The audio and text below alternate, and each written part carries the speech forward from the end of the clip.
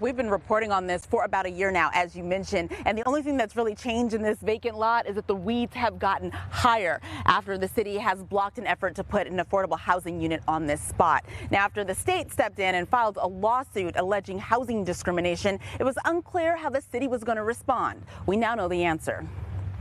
The City Council authorized and directed the City Attorney's Office to defend the cases of People of California, Rob Bonta versus the City of Elk Grove. And with that closed session vote Wednesday, the Elk Grove City Council decided to fight back against accusations of housing discrimination by California's top cop.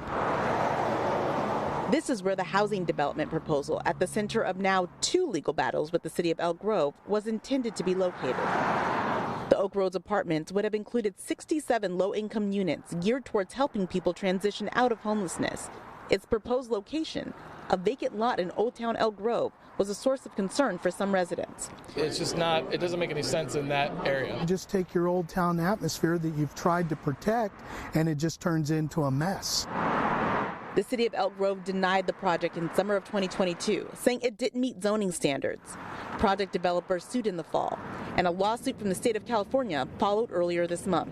Looking at the evidence, it's clear this project was denied because of the intended residents.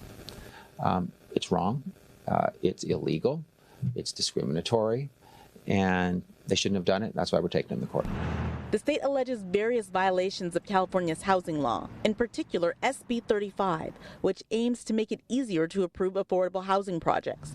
The City of Elk Grove sent us a statement saying, in part, the City Council authorized its attorneys to respond to the recently filed litigation through the court process. Given the variables inherent in litigation and the fact the case is in its early stages, the city is not in a position to address details of the case at this time. The city will continue to work with its partners in the region to address housing needs.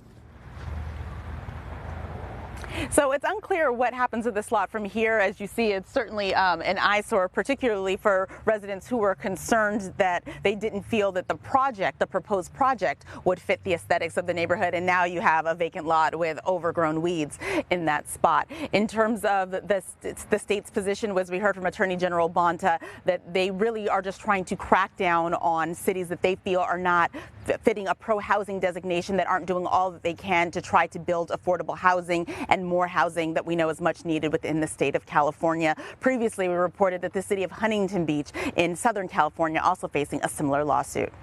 Reporting from Elk Grove, Carmen Dickerson, Fox 4D News.